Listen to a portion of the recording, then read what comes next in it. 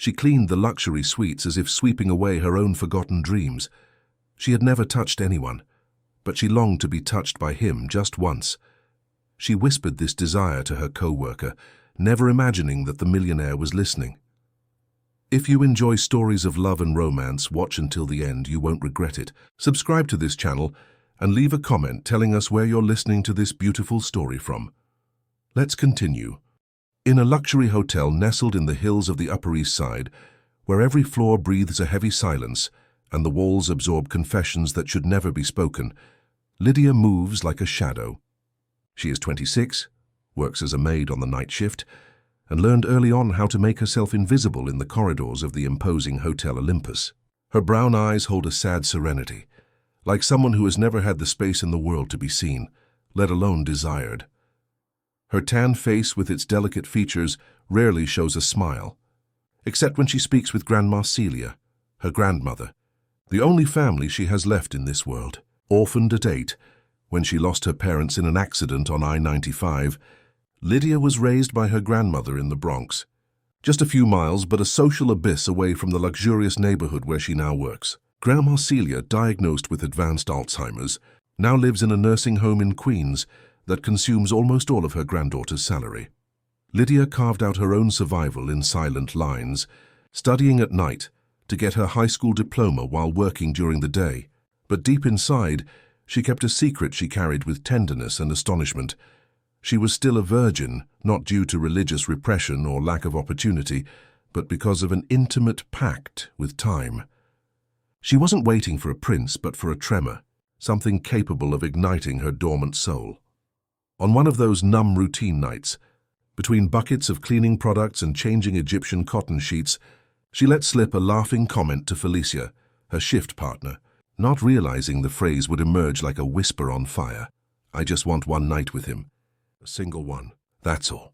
She was referring to Augustus Thorne, the reclusive and enigmatic billionaire, a permanent guest in Penthouse 1701, a 43-year-old man, a tech genius, founder of Nexus Tech, an American company that revolutionized the artificial intelligence market and now competes with the giants of Silicon Valley.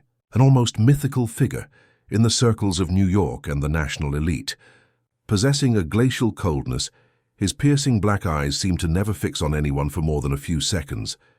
The specialized press and society columns tried to guess his past, his motivations, his connections, but Augustus was a present body with no visible soul, as if something had been torn from him long ago. "Are you crazy?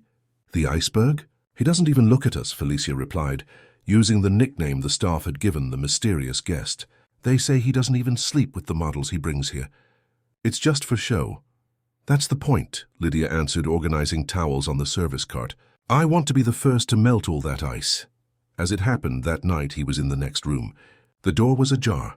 The silence betrayed Lydia, and the phrase, echoed in innocence, ignited a dark and dangerous combustion in Augustus. The next day, she is summoned for an emergency adjustment in the penthouse, something unusual.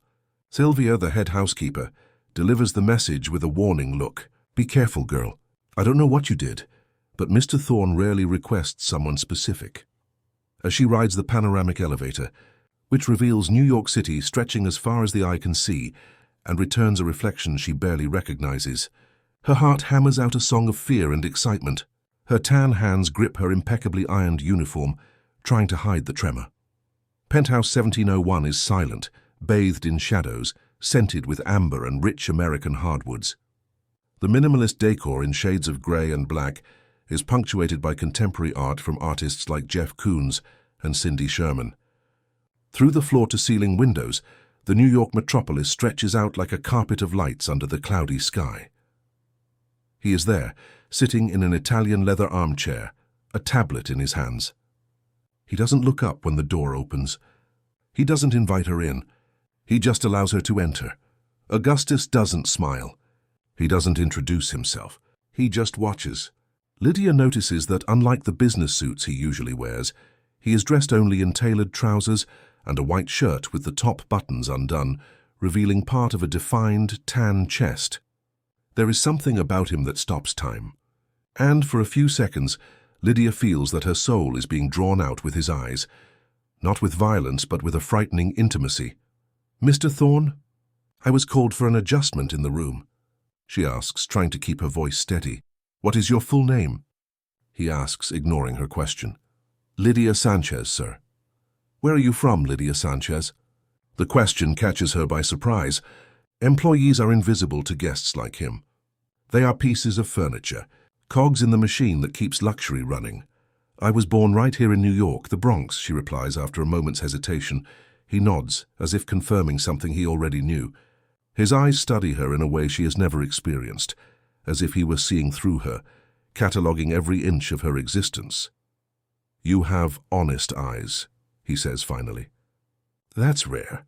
That night nothing happens beyond the gaze and the strange conversation. He dismisses her after asking about her family, her job, and how she ended up at the Hotel Olympus. Formal, almost clinical questions, asked with the objectivity of a job interview. But the next day a gift awaits her in the cleaning closet, a small navy blue velvet box. Inside, a delicate antique brooch in the shape of a golden dogwood, the state flower of Virginia, studded with tiny yellow diamonds. No message, no explanation. Just the beginning of something that can no longer be undone. The game begins. Notes appear in the hotel's internal communication system, intended only for her. Silent summonses to clean the suite at specific times. Always in the dead of night, always when no one is looking. Clothes carefully folded by her, later found torn on the floor like a silent provocation.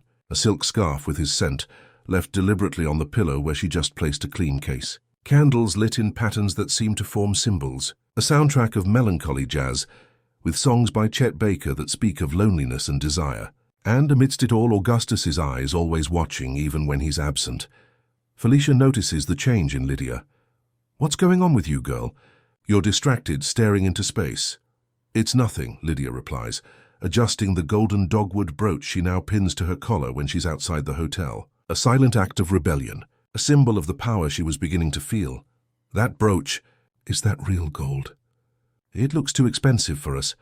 It was my grandmother's," Lydia lies, looking away. As the weeks pass, the encounters become more frequent. Always silent. "Always with the same dynamic?" he asks, she answers. He observes, she is observed. The tension between them grows, palpable as the electricity before a summer storm. But one night, while changing the sheets on the king-size bed, Lydia discovers something that makes her tremble. A black-covered notebook hidden under the mattress, in a secret compartment. Curiosity overcomes fear. She opens it. Inside, disturbing collages of women who have passed through the hotel. Clips from security cameras, meticulous notes on habits, schedules, overheard conversations, handwritten texts, dark poems in English and Spanish, obsessive drawings of female eyes, always the same eyes, and, between the pages, a photo of her, taken weeks before the conversation with Felicia was overheard. Lydia in her uniform, looking out the 12th floor window at the city with a dreamy expression she didn't even know she possessed. She realizes that Augustus had been watching her long before. The seduction was no accident. She was chosen, studied, hunted. Her hands tremble as she flips through more pages, and then she finds a newspaper clipping that makes her blood run cold. "Thorne family heiress commits suicide in psychiatric clinic." The photo shows a young woman with features similar to Augustus's, but with lively eyes and a radiant smile. Helena Thorne, 19 years old, and at the center of the obsession is Augustus's trauma, his younger sister Helena, who died after being forcibly committed for psychological disorders at the Serene Meadows Institute in upstate New York. The official story was suicide, but subsequent reports raised questions about medical negligence and experimental treatments. Augustus never believed the official version. The family hushed up the case with their power and influence.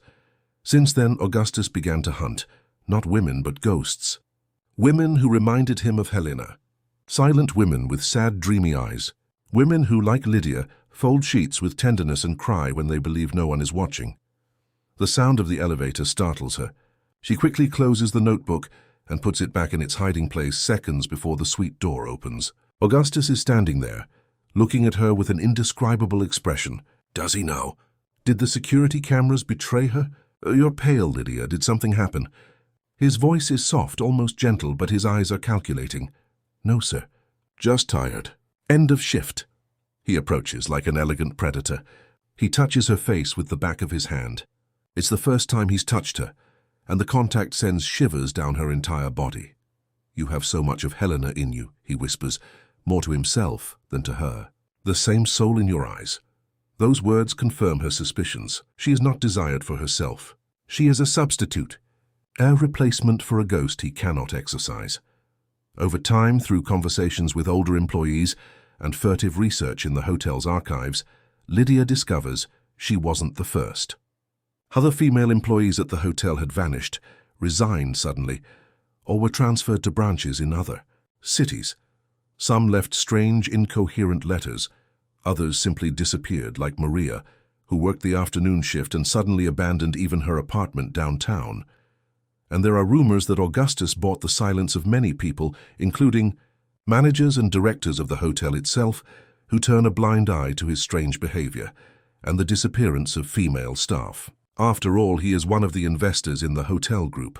But there is one thing he has not yet bought: Lydia's soul. On a rainy night typical of a New York summer, when lightning cuts across the sky, turning the city into a canvas of shadows and flashes, Augustus summons her again. But this time it's different. On the living room coffee table there is a genuine leather envelope. "Open it," he orders, pouring himself a glass of aged bourbon, one of the few genuinely American luxuries he seems to appreciate. Inside the envelope, a contract. Formal, printed on letterhead with the logo of a renowned law firm. The clauses are clear and direct: one night, as she wished, but with rules, no attachments, no questions about his past, no repeats. It would be only once. In return, he would take care of Lydia's grandmother, transferring her to the best Alzheimer's clinic in the country, pay for her studies at any university she chose, and guarantee her financial stability for the rest of her life through a trust fund. "Why?" she asks, her voice barely a whisper. "Because you remind me of someone who no longer exists, and because I heard your wish that night. One night with me, a single one. That's all." He repeats her words, spoken weeks ago to Felicia. Lydia hesitates, the contract weighing in her hands as if it were made of lead.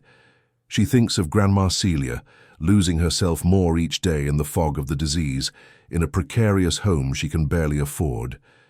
She thinks of the university she always dreamed of attending, psychology, to understand the abysses of the human mind. She thinks of the security of never having to worry about money again. But she also thinks of the hidden notebook, of the other women, of Helena. "And if I refuse?" she asks, her voice finding a firmness she didn't know she possessed. His eyes gleam with something that looks like respect. "Then you continue your life. I continue mine. No consequences." She doesn't completely believe him. Men like Augustus Thorne are not used to hearing no. But there is something in the proposal that awakens not only her fear, but also a perverse curiosity, a desire to understand the puzzle that is this man, to find the humanity hidden beneath that layer of ice. "I accept," she says finally, surprising herself, "but with one condition of my own." His eyebrows raise slightly, the only sign of surprise on his controlled face. "I want to know about Helena. Not now. Later." A heavy silence falls over the room. For a moment she thinks she has gone too far, that he will throw her out or worse, but then he nods, almost imperceptibly. "Later," he agrees. "If you still want to know." Lydia takes the Mont Blanc pen he offers and signs the contract. Her signature looks small and insignificant next to his, elegant, authoritative, definitive. That very night, he takes her to a floor of the hotel she didn't know existed. A floor without a number in the elevator, accessible only with a special key card. An entire floor transformed into a private residence, very different from the suite he usually occupies. The master bedroom is prepared like an altar, white candles in silver candelabras, red silk sheets, petals of American orchids scattered over the bed and floor. In the background, soft instrumental jazz. The air conditioning keeps the room perfectly temperate against the suffocating heat of the New York night. Absolute silence between them, as Augustus approaches. He doesn't smile, doesn't say romantic or seductive words. He just looks at her as if memorizing every detail, every curve, every expression. His hands, when they finally touch her face, tremble slightly. Augustus touches Lydia like someone touching something that shouldn't exist, with reverence and fear. His fingers explore her tan skin like a cartographer mapping unknown territories. His lips, when they finally meet hers, are urgent and controlled at the same time. But when she starts to cry during the act, not from pain or sadness, but from a complex emotion she herself doesn't understand, he freezes, not out of guilt, but something deeper. He has never dealt with true fragility, with someone who wasn't acting, faking, performing a role. She didn't pretend, she didn't act, she felt. "Why are you crying?" he asks, his normally controlled voice now betraying confusion. "Because you're broken too," she replies, touching his face with a tenderness that makes him recoil as if he'd been shocked. The night continues, intense and strange, oscillating between moments of animal passion and abrupt pauses, as if they were both dancing a waltz whose steps they are trying to decipher. When dawn begins to tinge the New York skyline with orange hues, they are exhausted, entwined in tangled sheets, Lydia's body marked with traces of his urgency, and Augustus's body with scratches she doesn't even remember making. It is only when he falls asleep, his face finally relaxed and almost youthful, that she realizes this was not just a transaction. It was the beginning of something much more complex and dangerous than a contract could ever predict. In the following days, Lydia returns to her routine at the hotel as if nothing had happened. She changes sheets, cleans bathrooms, pushes the cart through the silent corridors. But something has changed within her. Every movement now carries the weight of that night. Every breath brings his scent. Every thought orbits around the memory of his touches. The contract was fulfilled. 3 days after their night together, she received news that her grandmother had been transferred to St. Jude's Clinic, one of the most renowned institutions for Alzheimer's treatment in the country. A private room with a garden view, an exclusive medical team, experimental therapies not covered by any health insurance. When Lydia visited Grandma, Celia, that Sunday, the white-haired lady seemed more lucid than she had in months, sitting in a comfortable armchair while a gentle nurse combed her hair. "Who paid for all this, my child?" Grandma Celia asked in a rare moment of clarity. "A friend, Grandma, someone who wanted to help." The word friend got stuck in her throat. What was Augustus Thorne to her? A client? A lover? A predator? A broken man seeking the ghost of his lost sister in her body. An envelope also arrived with the papers for a full scholarship in psychology at NYU, one of the most prestigious private universities in the city, and a platinum credit card with no limit, accompanied by a handwritten note in Augustus's elegant script: "For your needs, no obligations." Lydia left the card untouched in the drawer of the small apartment she shared with 2 other maids in Bushwick. She accepted her grandmother's transfer and the scholarship.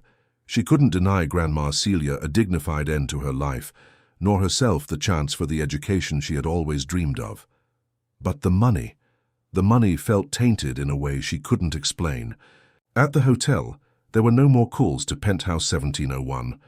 Augustus remained a guest, but he acted as if she didn't exist. On the rare occasions they crossed paths in the corridors or the elevator, he looked through her, as if she were just another part of the decor. Exactly as the contract stipulated. 1 night, no repeats, no involvement. So why did it hurt so much? "You're acting weird," commented Felicia, as they took their coffee break in the staff cafeteria.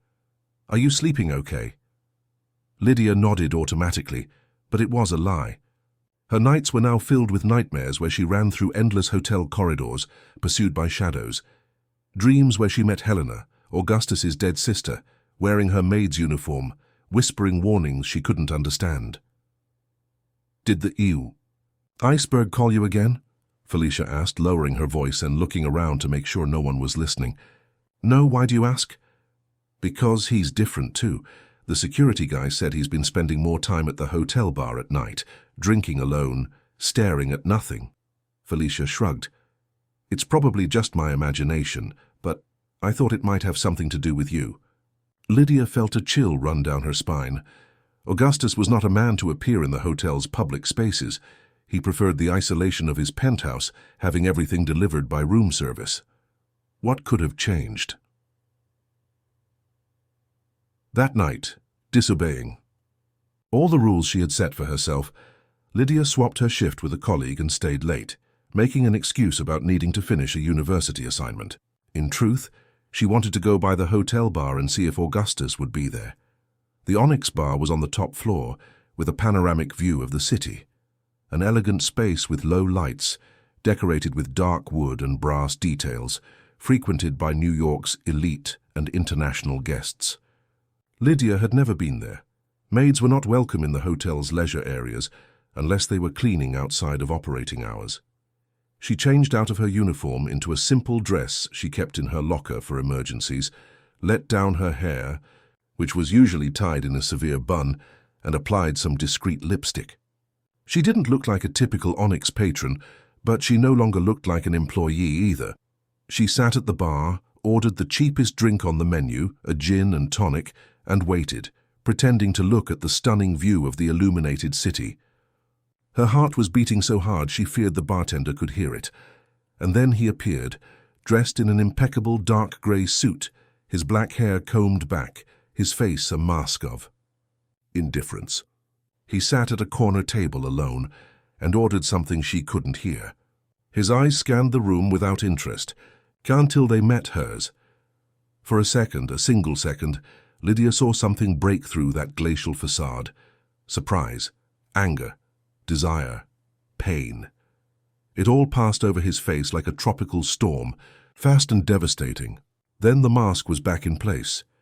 He raised his glass in her direction, a silent, ironic toast, and drank the amber liquid in one gulp. Then he stood up and left, leaving a $100 bill on the virtually untouched table. Lydia finished her drink with trembling hands. What was she doing? Chasing a man who had clearly ended things with her before they even began. Her dangerous man obsessed with ghosts. As she stepped out of the elevator on the ground floor, ready to leave the hotel, she nearly collided with someone. "Sorry, I didn't see—" The words died in her mouth when she realized who it was. Augustus Thorne was standing there, as if he had been waiting for her. He said nothing, just took her arm firmly and led her outside through the lobby to the garage entrance. A valet immediately brought a black Porsche. "Get in," he ordered, opening the passenger door.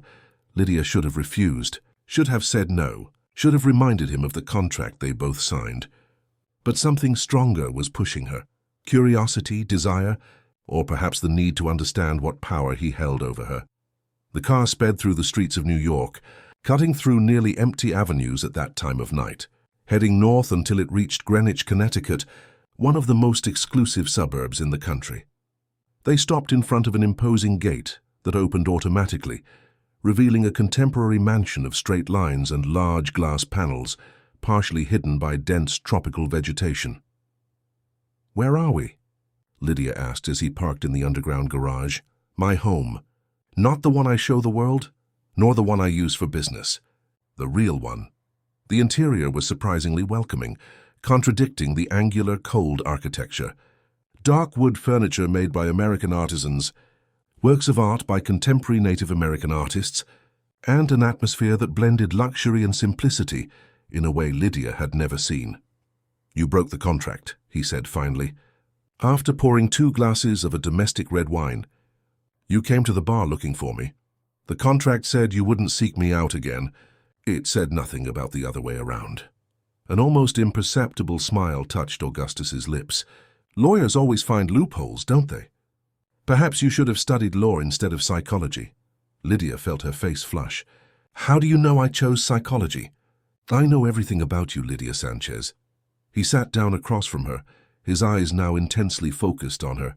"I know your grandmother had her first lucid day in months. I know you haven't touched the credit card I sent.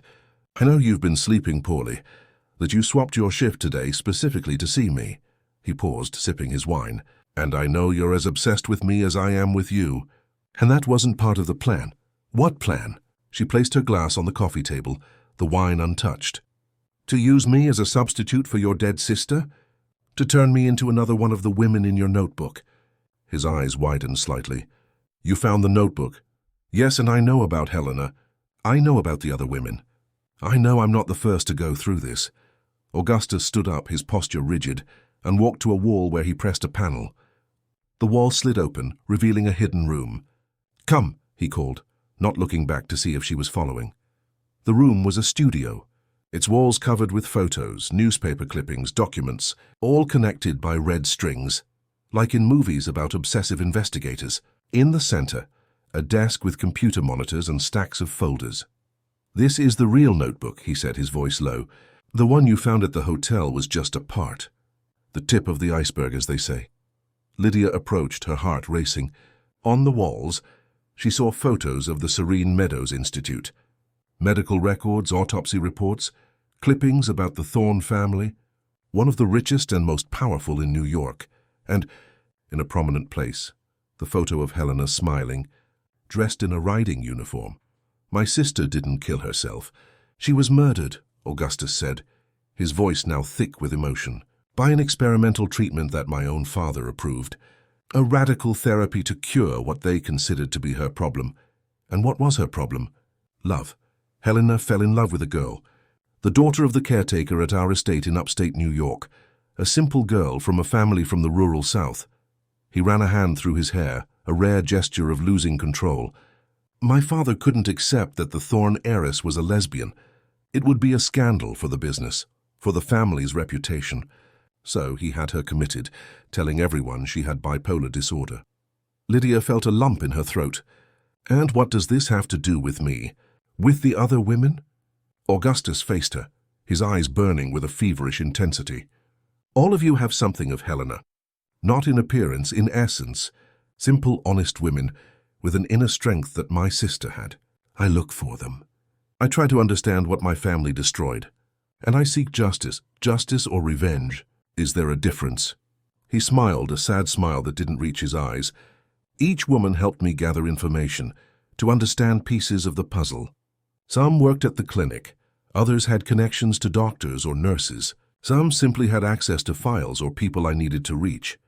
And the sex, the contract, was it all part of your plan?" He looked away, and for the first time Lydia saw shame on his face. "In the beginning, yes. It was a form of control, of ensuring discretion, a clean transaction. But with you—" He paused, as if searching for the right words. "With you, it was different. You cried, not out of pain or fear, but for me. No one has cried for me in a very long time." Lydia felt a contradictory mix of emotions. Compassion for the traumatized boy he had been, anger at the manipulative man he had become, and something else, something dangerous she refused to name. What happened to the other women? Did they just disappear? They are all fine, protected, settled in other cities with new identities. It was the least I could do after using them in my crusade. He gestured to a map of the United States on the wall, with small glowing dots in different states. "I maintain indirect contact. I make sure they are safe." "Safe from whom?" "From my family. From the clinic. From the people who killed Helena, and who would kill anyone to keep the secret." In the following days, something changes in Augustus. His gestures cease to be mechanical and calculated. The messages he starts sending Lydia again, now through an encrypted phone he gave her, become more human, almost vulnerable. He begins to tell her about his suffocating childhood in the family mansion in the Hamptons, about the tyrannical father who measured success only in money and power, about the absent mother who drowned her unhappiness in pills and alcohol, about how Helena was the only sun in his cold universe. But control haunts him. She notices how he fights the impulse to push her away, to return to being the calculating man he has always been, and also how he fights the desire to possess her again, to break his own rule. No repeats. And Lydia, for her part, begins to plunge into an emotional abyss she has never experienced before.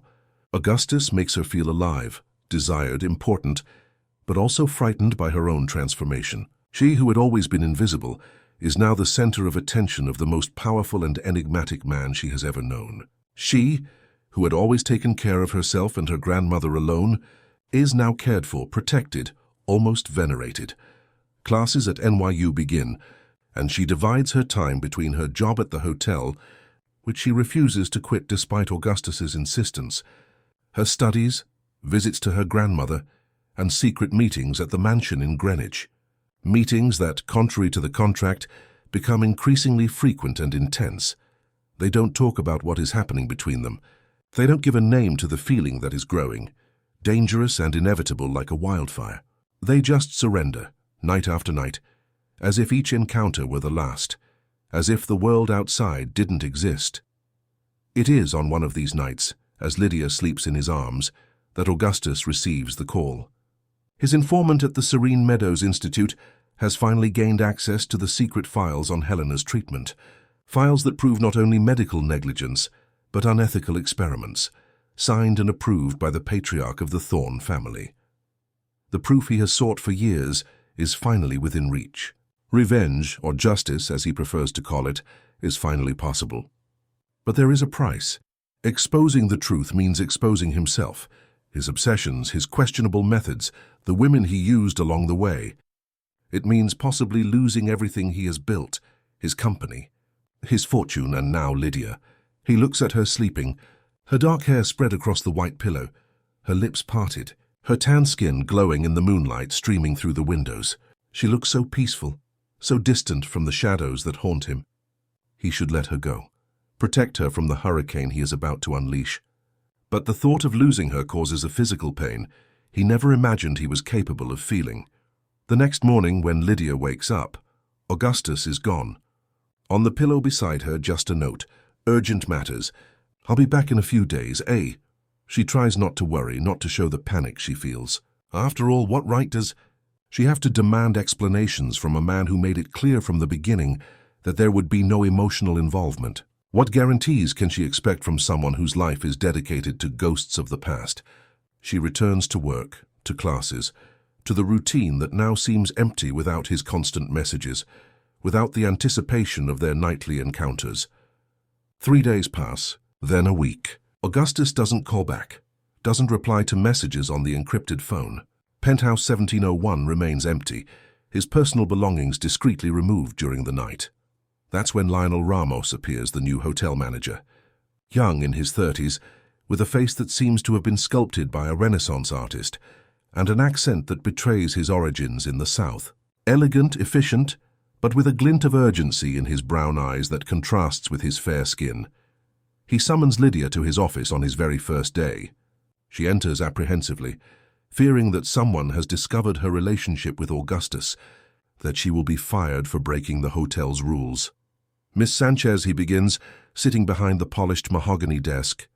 "I know this may seem strange, but I need to ask you some questions about one of our frequent guests." Lydia's heart pounds. "Which guest, sir?" "Augustus Thorne." Lionel's eyes study her intently, searching for any reaction. "Did he have any special contact with you in recent months?" "Only the normal interaction between a guest and a maid, sir." The lie comes easily, protected by months of secrecy and discretion. Lionel sighs, as if disappointed but not surprised. "Lydia, may I call you Lydia?" "I know that's not true. I know about the contract, about the visits to the mansion in Greenwich, about the phone he gave you." Her face turns pale. "How does he know all this? Who is this man, really?" "I'm not here to judge or harm you," he continues, his voice now softer. "I'm here to warn you. Augustus Thorne has a dangerous past, a pattern of behavior that has already destroyed many lives." Lionel gets up, walks to the window that offers a distant view of Central Park. "My sister, Teresa, was one of the women who crossed his path. She worked at the reception of the Hotel Olympus in Miami 3 years ago. Same story. He seduced her, made promises, used her to get information about people connected to the Serene Meadows Institute, where a former doctor was staying. Then he disappeared." He turns to Lydia, his eyes now shining with contained emotion. "Teresa fell into a deep depression. She attempted suicide twice. Now she lives in a psychiatric clinic in Charleston. She's not the only one. There are others, all silenced with money, threats, or both. Is that why you came to work here? To find him?" Lydia asks, trying to process everything she is hearing. "To stop him. To prevent him from destroying more lives in his obsessive crusade." Lionel opens a desk drawer and takes out a folder. Augustus Thorne is not the man you think you know. He manipulates, uses people as pieces on a chessboard, and then disappears when they are no longer useful. There are no real feelings, only a sick obsession with revenge. He hands the folder to Lydia. Inside, photos of women, young, beautiful, all with a certain air of fragility and determination in their eyes. Along with them, detailed reports on the fate of each one after their involvement with Augustus. Some in psychiatric clinics, others living under new identities in remote cities, some simply listed as whereabouts unknown. "Why are you showing me this?" Lydia asks, her voice trembling. "Because you can still escape. You can still choose not to be his next victim." Lionel comes closer, his sandalwood cologne invading her personal space. "And because I need your help to stop him before it's too late." "Help how?" "Augustus has disappeared because he finally got what he was looking for. Proof against his family and the clinic. He's about to destroy many lives, including his own." Lionel places a hand on Lydia's shoulder, a gesture that seems comforting but makes her feel strangely trapped. "We need to find him before he does something irreparable. And you are the only person who has had any real, emotional connection with him in recent years."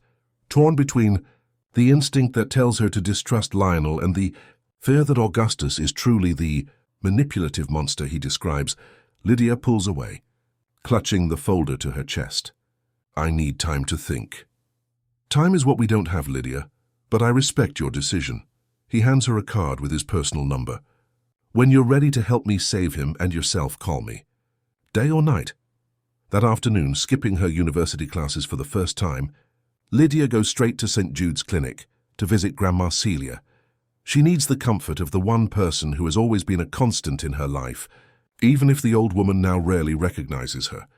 Upon arriving, she finds her grandmother in a wheelchair in the garden, accompanied by a nurse. But there's something different today. Grandma Celia is alert, her eyes bright, flipping through an old photo album. "My little granddaughter has arrived," the old woman exclaims upon seeing Lydia, holding out her arms. "Come see what your friend brought me." "My friend?" Lydia feels a chill. "What friend, Grandma?" "That handsome young man with the sad eyes. He said he knows you from the hotel." Grandma Celia points to the album. "Look what he found. Our old photos from Alabama, before we came to New York, even the one from the beach in Gulf Shores when you were 5. Lydia takes the album with trembling hands. They are indeed photos of her family, lost when they had to move in a hurry after her parents' death, leaving many belongings behind in the small apartment they could no longer afford. "When was he here, Grandma?" "Last night. He stayed and talked with me for a long time. You know, he reminded me of your grandfather. Same elegance, same reserved manner." Grandma Celia smiles, lost in memories. "He said he's going to take care of you. That he's going to fix everything." A nurse approaches, calling Grandma Celia for occupational therapy. As the old woman is wheeled inside, the woman pulls Lydia aside. "Sorry, I couldn't help but overhear. Your grandmother had a visitor last night." "It seems so. A man." The nurse frowns. "That's strange. We didn't register any visitors besides you in the system, and we don't allow visitors after 8 p.m., except in exceptional cases." Lydia's heart races. Augustus had been there, bypassing the clinic's security like a ghost. He had been so close, spoken to her grandmother, brought back precious memories from the past, but he hadn't sought her out. Returning to her small apartment in Bushwick, she finds an envelope under the door. No return address, no postmark. Inside, just a handwritten note. "Don't trust Lionel Ramos, he works for Serene Meadows, eh?" That night, Lydia can't sleep. She lies in her narrow bed, staring at the peeling ceiling, as the pieces of the puzzle shift in her mind like a frantic kaleidoscope. Augustus, obsessive and manipulative, but who cried in her arms when he finally allowed himself to speak of Helena. Lionel, charming and seemingly concerned, but with eyes that never seem sincere when he smiles. Two contradictory versions of the same story. Who is telling the truth? The next morning she makes a decision. She will not blindly trust either of them. She will seek the truth on her own. It is time for Lydia Sanchez, the invisible woman everyone underestimates, to take the reins of her own story. She will start where it all began, the Serene Meadows Institute, where Helena Thorne lost her life and where Augustus's obsession was born.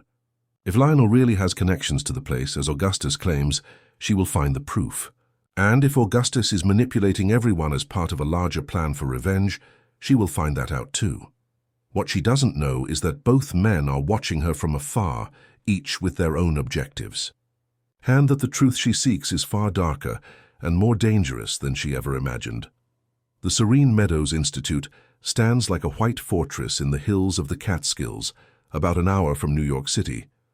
Hidden among perfectly manicured gardens and surrounded by a high wall with conspicuous security, the institution has for decades served the American elite seeking discretion to deal with their family problems, an elegant term that could mean anything from chemical dependency to severe mental disorders, or, as Lydia suspects, social inconveniences that need to be hidden. Gaining access to the clinic was not easy. Lydia spent a week researching, using the resources of the NYU library and her newfound skills as a psychology student to understand the history and operation of the place. She discovered that Serene Meadows was founded in the 1970s by Dr. Abel Monroe, a Swiss-trained psychiatrist who brought innovative psychiatric treatment techniques to the United States. Techniques that would later be considered controversial or even unethical by the international medical community. The clinic survived scandals and psychiatric reform in America, thanks to the protection of powerful families who invested millions to keep the establishment operating within a grey area of legislation. Among these families, of course, were the Thorns. Lydia considers her options. She can't just show up as a visitor. Security is tight, and only authorized family members can see patients. She can't pose as an employee without proper documents. But there is a third way.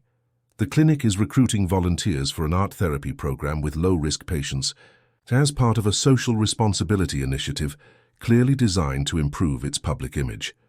With a forged letter of recommendation from an NYU professor, Photoshop skills she never imagined would be useful, and her genuine background as a psychology student, she applies to the program. To her surprise, she is accepted. On the first Tuesday of October, Lydia walks through the gates of Serene Meadows as an official volunteer for the art therapy program.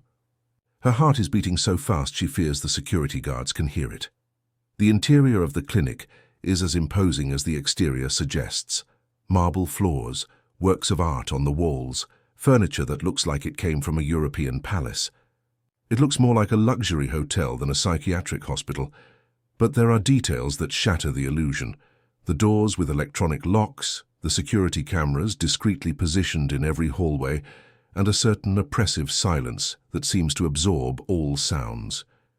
Lydia is greeted by Dr. Claudia Botello, the volunteer program coordinator, a middle-aged woman with grey hair tied in a severe bun and blue eyes that never seem to blink enough. "Welcome to Serene Meadows, Miss Sanchez," the doctor says, leading Lydia on a tour of the facilities permitted to volunteers. "Our program has very clear rules. Volunteers do not have access to the intensive treatment wings, only the recreational wing and the gardens. You are not allowed to ask patients about their diagnoses or treatments. You are not allowed to bring or take any object without prior authorization. And most importantly, everything that happens within these walls stays within these walls." Lydia nods, playing the part of an enthusiastic student. "I understand perfectly, Doctor. I'm just here to learn and contribute with my knowledge of art therapy." "Excellent. We'll start with a small group today. Stable patients in the final phase of treatment." The doctor consults a tablet. "You'll be in Studio 3 under the supervision of Nurse Carlos." Studio 3 is a large, well-lit room with big windows overlooking an inner garden. Painting tables, sculpting materials, musical instruments, all carefully arranged to create a therapeutic environment. Carlos, the nurse, is a burly man with surprisingly delicate hands, who smiles gently as he explains to Lydia how the session works. The patients begin to arrive, accompanied by aides. There are 5 in total. 3 women and 2 men, all with that slightly vacant look that Lydia recognizes from visits to her grandmother at the nursing home, the look of someone who is heavily medicated. They sit down, obedient as children, while Carlos explains the day's activity. Free painting with watercolors. Lydia circulates among them, offering help, making small talk, observing everything with eyes trained by months of invisibility at the hotel. It is at the third patient that she stops, feeling her heart freeze in her chest. The woman must be in her 50s, but something in her features reminds Lydia of Helena in the photo she saw in Augustus's secret studio. The same almond-shaped eyes, the same delicate chin, and when she smiles, the same luminous smile that seems to light up her whole face. "You're new here," the woman says, looking at Lydia with curiosity. "My name is Elise. Elise Thorne." Lydia almost drops the jar of paintbrushes she's carrying. "Thorne. Could it be?" "A pleasure, Elise. I'm Lydia, a psychology student." She struggles to keep her voice calm. "Have you been painting for a long time?" "Oh yes, since I was a girl. Helena and I used to paint together in the garden of the estate in upstate New York." Elise dips her brush in blue paint and begins to draw what looks like a lake. She was much more talented than me, of course. Helena was talented at everything. The name Helena makes Lydia freeze again. She glances at Carlos, who seems absorbed in helping another patient, and moves closer to Elise. "Helena, your daughter?" she ventures, trying to sound casual. Elise laughs, a melancholic laugh that doesn't reach her eyes. "No, dear. My niece, the daughter of my older brother, Robert. My sweet Helena." Her face contorts in an expression of pain. "She's gone, you know, many years ago, in this very place." Lydia can barely breathe. Helena's aunt, and by extension Augustus's, a Thorne, here, institutionalized in the same clinic where her niece died. "I'm so sorry," Lydia murmurs sincerely. "It must be difficult to be in the same place." "Oh, it's no coincidence, my dear." Elise continues to paint, now adding small boats to the lake. "The Thorne family has always sent its inconveniences here. My father was here in the 80s when drinking too much stopped being charming and became embarrassing. Helena, when she fell in love with the wrong person. And I," she pauses, looking directly at Lydia, "well, let's just say I asked too many questions about my niece's death." Carlos approaches as if he has a radar for potentially problematic conversations. "Everything all right here, Mrs. Elise?" "Lydia." "Everything's wonderful, Carlos," Elise replies with an artificial smile. "I was just showing our new volunteer how to make paper boats after the paint dries. It's a technique my nephew taught me. Augustus was always good with origami." The nurse nods, satisfied, and moves away again. Elise lowers her voice to an almost inaudible whisper. "You're not here by accident, are you? He sent you." Lydia feels a shiver run down her spine. "Who?" "Don't play dumb, girl. Augustus, my other nephew, the one who survived." Elise grips her paintbrush tightly. "He swore he would find the truth, that he would avenge Helena, that he would get me out of here one day."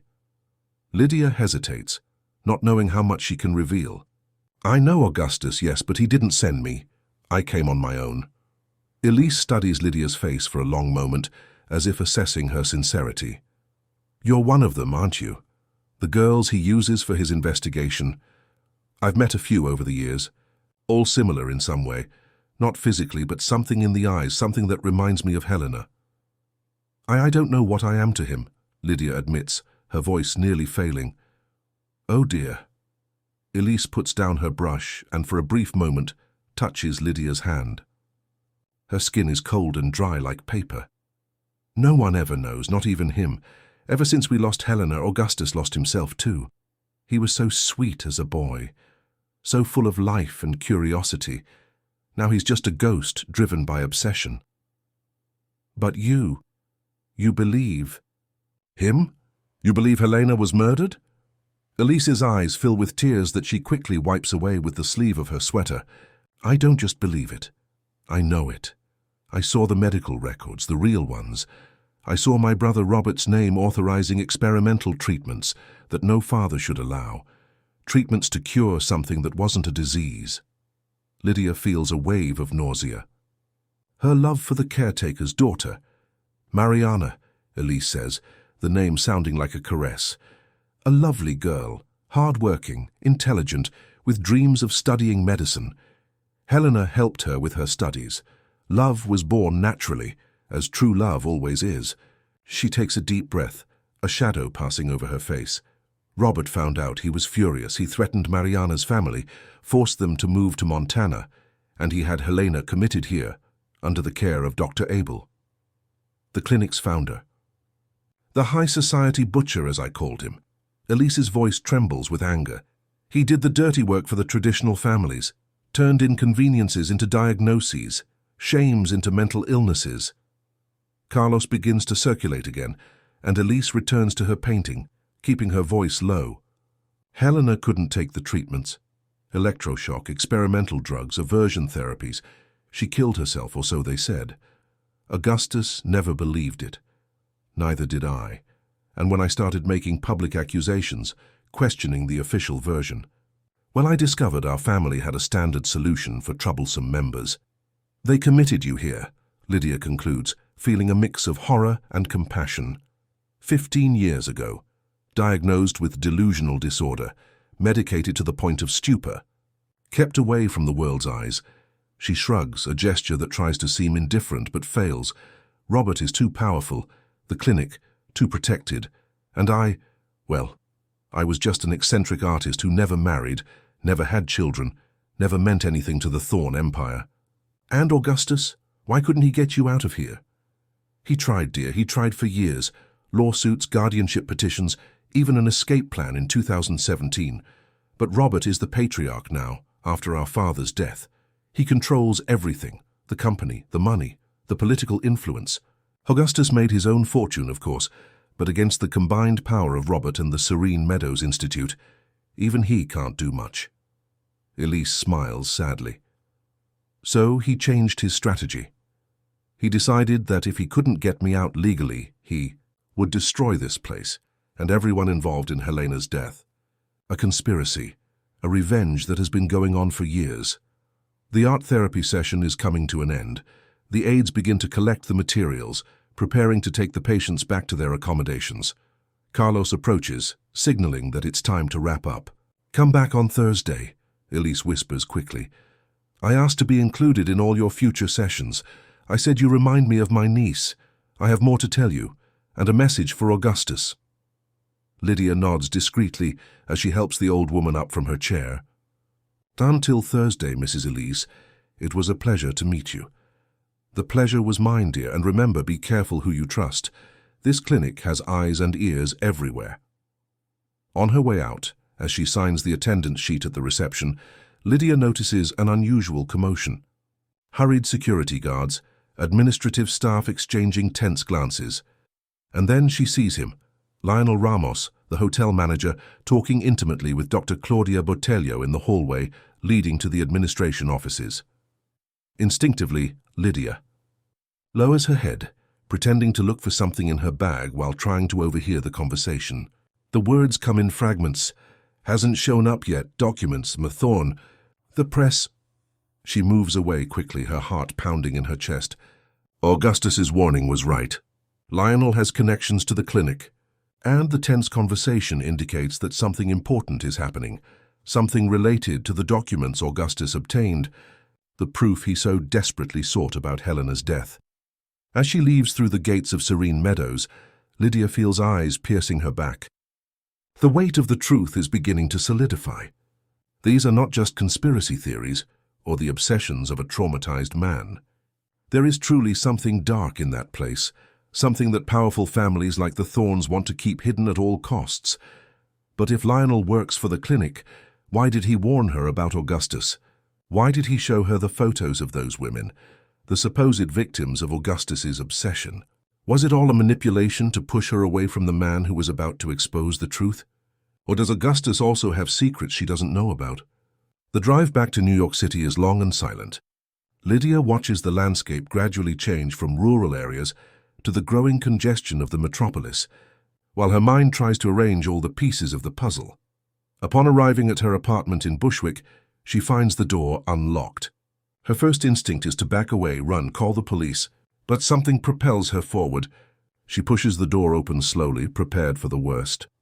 Augustus is sitting at the small kitchen table, his posture tense, deep dark circles under his normally impeccable face. He looks as if he has aged years since she last saw him. "You took your time," he says simply. I expected you to go straight to the clinic after talking to Lionel. How did you— I have people watching you, Lydia, for your protection. He gestures for her to sit across from him. What did Elise tell you? Lydia feels a wave of anger. You're spying on me. Following me? I'm keeping you alive. His voice is harsh, almost cold, but his eyes betray a deep emotion. Robert found out about you, about us, and if he found out, the clinic knows too. Do you think your acceptance as a volunteer was a coincidence? They're watching you, waiting for you to lead them to me, to the proof I've obtained. The proof about what really happened to Helena. Yes, complete medical records, not the redacted versions the family received. Testimonies from former employees. Documents signed by Robert authorizing experimental sexual reorientation treatments that were basically torture disguised as therapy. Augustus runs a hand through his hair, a rare gesture of nervousness. I have everything. Enough to destroy the clinic, ruin the family's reputation, maybe even lead to criminal charges even after all this time. And Lionel? He works for the clinic, doesn't he? Lionel Ramos wasn't always Lionel Ramos. Augustus pulls an envelope from the briefcase beside him and hands it to Lydia. Inside, identification documents, photos, old news reports. His real name is Daniel Monroe, son of Dr. Abel Monroe, the founder of Serene Meadows. He has assumed various identities over the years to protect the clinic and himself. The story about his sister is partially true. He had a sister who got involved with me, but not as a victim. Larissa was an informant. She helped me obtain crucial documents. So he lied about everything? About the women you destroyed? Augustus looks away, and Lydia realizes there are uncomfortable truths he has yet to reveal. Not about everything. There was collateral damage along the way. People who got too involved, who found out too much. He takes a deep breath. I never wanted to hurt anyone. I created new identities for those women, ensured their financial security, tried to compensate for the trauma in some way. But I can't deny that my quest for justice caused pain. And me? Lydia's voice trembles. Am I just more collateral damage? Another tool in your revenge? Augustus looks up, and for the first time Lydia sees something she has never seen before in his eyes. Fear. Not the calculated fear of someone who dreads losing control of a situation, but the primal terror of someone about to lose something precious. You were supposed to be, he admits, his voice almost a whisper. When I heard you that night talking to your colleague, I saw an opportunity. A hotel employee with access to areas that might interest me, with an exploitable vulnerability. Your sick grandmother. I planned to use you as I had used others. He pauses, searching for the words. But then you cried. Not for yourself, for me. No one had done that since Helena. He stands up, walking to the small window overlooking the busy Bushwick Street. Something changed after that night. I changed. I started to care about you as a person, not as a piece in the game. I started to fear that my crusade might harm you. And when I finally got the documents I'd been seeking for years, when I finally had everything I needed to destroy Robert and the clinic, you hesitated, Lydia completes, finally understanding. Because you knew it would put me in danger. Yes, he turns to her, his eyes shining with a vulnerability she never imagined seeing in that controlled man. For the first time in 15 years, I found something more important than my revenge. I found you. It's the closest thing to a declaration of love that someone like Augustus Thorne could make. Lydia feels tears burning her eyes, but she doesn't let them fall. Not yet. There are too many truths at stake, too many dangers surrounding them. What happens now? She asks, her voice regaining its firmness. Now I have to disappear. Hand over the documents to the press and to specific federal prosecutors who are not on the Thorne payroll. Then vanish until the storm passes. He approaches, hesitates, then touches her face gently. I came to say goodbye, to ask you to disappear for a while too. I have a safe place on the North Carolina coast, a house in the name of a company with no connection to me. Enough money. A new identity for you if you want it. And Grandma Celia, I've already arranged for her transfer to a clinic in Wilmington. Trusted doctors, discreet security. He smiles faintly. I thought of everything, Lydia. I always think of everything. Except falling in love, she replies, allowing herself a small smile too. Except that, he agrees. Lydia stands up, moves closer to him until their bodies almost touch. I'm not running, Augustus. Not without finishing what I started. Elise asked me to come back on Thursday. She said she has a message for you. His face contorts in a pained expression. It's too dangerous. Lionel, or rather Daniel, must already suspect you.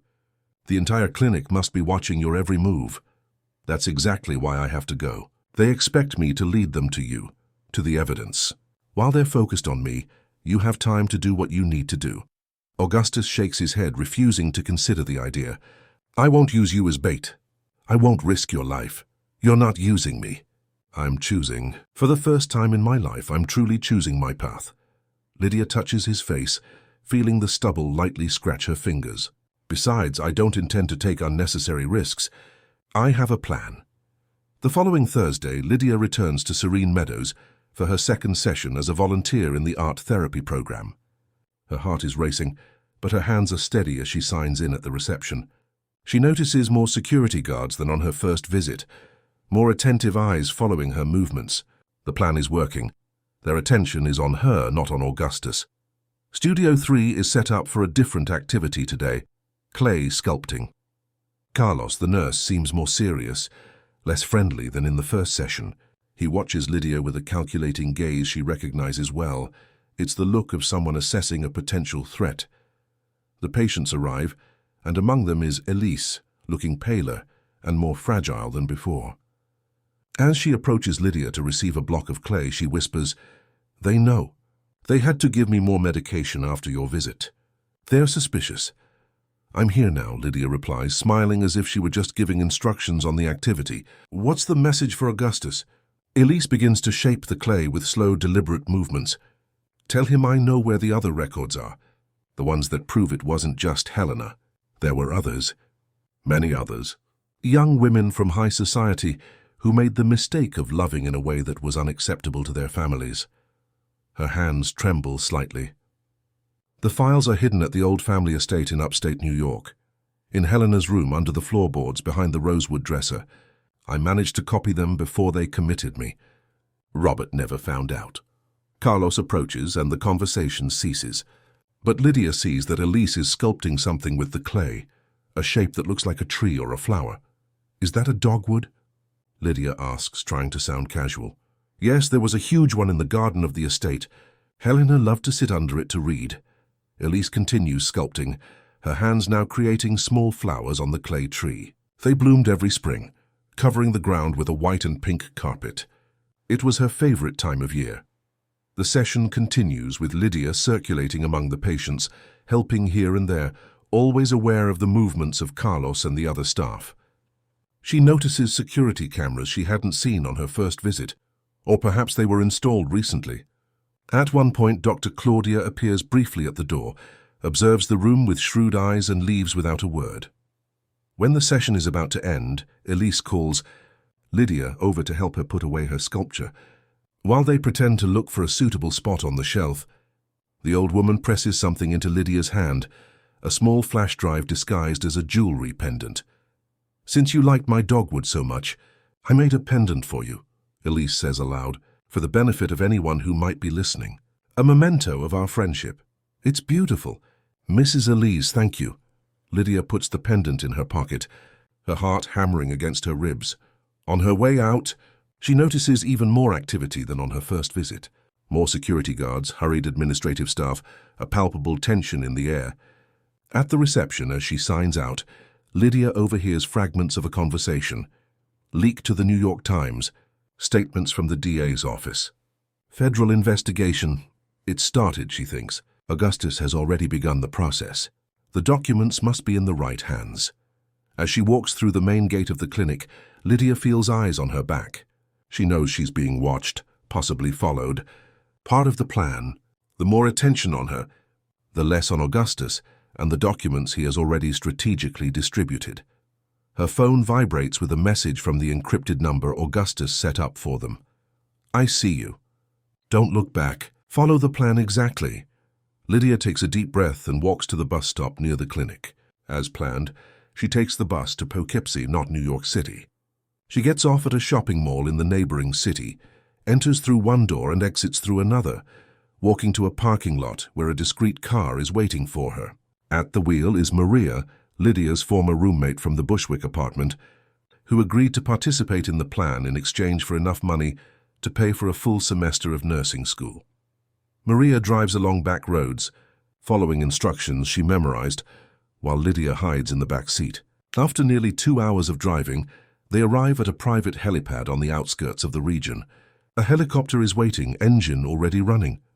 "Good luck," Maria says, hugging Lydia quickly before getting back in the car. "You're going to need it." The helicopter takes off as soon as Lydia boards. At the controls is a middle-aged man with Native American features and eyes that look like they've seen a lot. "I'm Kai," he introduces himself briefly. "A friend of Augustus's since we were kids. I'll take you to the estate." The Old Thorn property in upstate New York appears on the horizon after a 30-minute flight. A colonial-style mansion surrounded by extensive gardens and apple orchards that stretch as far as the eye can see. It looks abandoned, with windows boarded up and an air of decay that doesn't match the opulence it once represented. Kai lands the helicopter in an open field at the back of the property. "I only have half an hour," he warns. "Then I have to go with or without you." Augustus's orders. Lydia jumps out of the helicopter and runs towards the house, where Augustus is waiting for her on the back porch. Dressed in simple clothes she's never seen him wear before, jeans, a t-shirt, hiking boots. He looks younger this way, less the impeccable billionaire and more the boy who once played in these fields. "You did it," he says, hugging her tightly.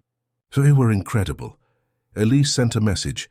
Lydia quickly explains about the other records hidden in Helena's room. And she gave me this." She hands him the flash drive disguised as jewelry. Augustus's eyes light up. "More proof. More ammunition." He takes her hand. "Let's go." Helena's room is on the second floor. They enter the abandoned house, the wooden floors creaking under their steps, furniture covered with dusty sheets, paintings turned against the wall, a smell of must and memories. Augustus walks with the familiarity of someone who knows every corner, every hallway. He quickly climbs the main staircase, pulling Lydia with him. "Robert abandoned this property after our father's death," he explains, as they walk down the second-floor hallway. "Too many bad memories. Too many ghosts." He stops in front of a door. This was her room. The door creaks open, revealing a teenager's room frozen in time, posters of bands from the 2000s, teddy bears, books on shelves, all covered in a layer of dust. But what impresses Lydia the most is the scent. After so many years, there is still a faint perfume in the air, as if Helena's essence refused to completely leave the space. Augustus walks to a large rosewood dresser against one of the walls. "Help me move it," he asks. Together they push the heavy piece of furniture, revealing a section of the floor that is slightly different from the rest. Augustus kneels, removes 3 floorboards, and pulls out a metal box from the hiding place. "She was always smarter than all of us," he murmurs, opening the box with almost reverent hands. Inside, folders, documents, photographs, medical records of young women treated at Serene Meadows over the decades, letters, diaries, handwritten testimonies, a web of secrets carefully preserved by Elise, who had apparently been investigating the clinic long before she was committed. "This is..." Augustus flips through the documents with wide eyes. "This is much bigger than we imagined." It wasn't just about Helena. It was a system, a business, families paying fortunes to correct daughters who loved incorrectly, who thought incorrectly, who existed incorrectly. The sound of an approaching helicopter interrupts the moment. Lydia runs to the window. "There's not Kai," she says, her blood running cold. "It's a black helicopter, no markings." Augustus quickly stuffs the most important documents into his backpack. "We have to go now. They found us faster than I expected." They run back down the hallway, down the stairs, but as they reach the back door, they see men in suits disembarking from the helicopter that just landed. Among them, Lionel, or rather Daniel Monroe. "The back is blocked," Augustus says, pulling Lydia in the opposite direction. "We'll use the servants' passage, like we did as kids to escape piano lessons." They run through narrow corridors, down a service staircase, and emerge in an area that seems to have been the mansion's kitchen. In the distance, they hear male voices, heavy footsteps. The hunt has begun. "Kai should be waiting for us on the other side of the orchard," Augustus whispers, guiding Lydia to a side door. "If we can make it there." The door opens to an abandoned garden, with weeds growing among what were once immaculate flower beds. In the center, a huge dogwood tree in full bloom, covering the ground with a white and pink carpet. Helena's dogwood, Augustus murmurs, a flicker of emotion in his eyes. It still blooms after everything. There's no time for contemplation. They run through the garden, crouching among overgrown bushes, trying to stay out of sight. They reach the edge of the old apple orchard, trees lined up in perfect rows that offer some cover. They are halfway to the meeting point when they hear the sound of engines, not just the helicopter, but land vehicles approaching on the estate's road. Robert Thorne seems to have mobilized a small army to prevent the family's secrets from coming to light. "We're not going to make it," Lydia says, her breath catching in her throat. "They're everywhere." Augustus stops, looks at her intensely. "You will make it." "I'll create a diversion." "No." She grabs his arm tightly. "I'm not leaving you behind." "Lydia, listen." He holds her face between his hands. "The most important documents are here in the backpack. Elise's flash drive is with you. If at least one of us gets out, the truth will come out. Helena will have justice. Elise will be freed. And you? What happens to you if you're caught?" A sad smile crosses Augustus's face. "Robert is my brother. A monster, but still my blood. He won't kill me. At least not literally." "I can't." He interrupts her with a desperate, urgent kiss, full of everything he could never express in words. When he pulls away, his eyes are more alive than Lydia has ever seen them. "You saved me, Lydia Sanchez. You saved me from myself, from my emptiness, from my obsession. Now let me save you." He puts the backpack on her shoulders. Kai is waiting in that clearing, behind that row of taller trees. "Run and don't look back. But go, please." His voice breaks. "I promise I'll find you later. One way or another." Before she can protest again, Augustus runs off in the opposite direction, towards the house, deliberately making noise, drawing attention to himself. Lydia hears shouts, sees the men converging on the spot where Augustus appeared among the trees. Heartbroken, she runs in the indicated direction. The sound of Kai's helicopter grows louder as she approaches the clearing. He already has the engine running, ready to take off at any moment. "Where's Augustus?" Kai yells when she arrives alone. "He's not coming." "We have to go now." Kai hesitates for only a second, then helps Lydia climb aboard. The helicopter lifts off as she takes one last look at the estate, at the dogwood tree, at the place where Augustus disappeared, perhaps forever. "Where are we going?" Kai asks, lifting the aircraft above the tree line. "Wilmington," Lydia replies, clutching the backpack to her chest. "There's a clinic there where my grandmother is, and a safe house Augustus prepared. And then... She takes a deep breath, feeling the weight of responsibility on her shoulders. "Then we're going to make sure the whole truth comes out. That Helena gets justice, that Elise is freed, that all the victims of Serene Meadows have a voice. And Augustus?" Lydia touches the golden dogwood brooch he gave her at the very beginning, now pinned to the collar of her blouse like a talisman. "I'll find him again," he promised. The helicopter flies away from the Thorne estate, towards the coast, towards an uncertain future. Below, the American landscape unfolds like a green and gold tapestry, dotted with cities, rivers, roads, a country of contrasts, of secrets, of pain hidden beneath smiles, but also of hope, of resistance, of a love that refuses to die. 3 months later, Lydia is sitting on the porch of the house in Wilmington, watching the sun set over the ocean. The laptop on her lap displays headlines from various newspapers. Serene Meadows scandal. Luxury clinic shut down after allegations of unethical treatments. Day investigates deaths of youths in corrective. Therapies backed by prominent families. Robert Thorne removed as group CEO, amid accusations of involvement in criminal scheme. Elise Thorne freed after 15 years of forced institutionalization. The exposure campaign she led, using Augustus's documents and the material provided by Elise, triggered an earthquake in the circles of the American elite. Powerful families trembled, fortunes were shaken, political careers destroyed. The truth, so long suppressed, finally came to light with all its devastating force. Grandma Celia, now comfortably settled in a sunny room at the specialized clinic, has better and worse days in her battle with Alzheimer's, but at least she is safe, well cared for, surrounded by professionals who treat her with dignity. Lydia left the Hotel Olympus, of course. She continues her psychology studies remotely, with plans to specialize in trauma and institutional abuse. The experiences she lived through have given her a purpose she never imagined she would have. What she doesn't have is news of Augustus. Since that day at the estate, he has completely vanished. He wasn't arrested. The investigations confirmed that. He's not with his family. Robert is under house arrest, awaiting trial. He's not dead. Lydia would feel it. She's sure of it. He is simply absent, as if he had completed his mission and disappeared back into the shadows. Until this afternoon. The mail carrier brought a package with no return address.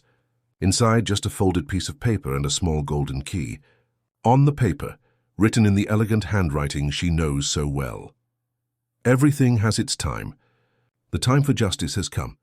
The time for healing has begun. Now perhaps it can be our time, if you still want it. If there is still anything in me worthy of you. Below, GPS coordinates and a date, tomorrow. Lydia smiles, touching the golden dogwood brooch she never takes off. 15 years Augustus waited for justice.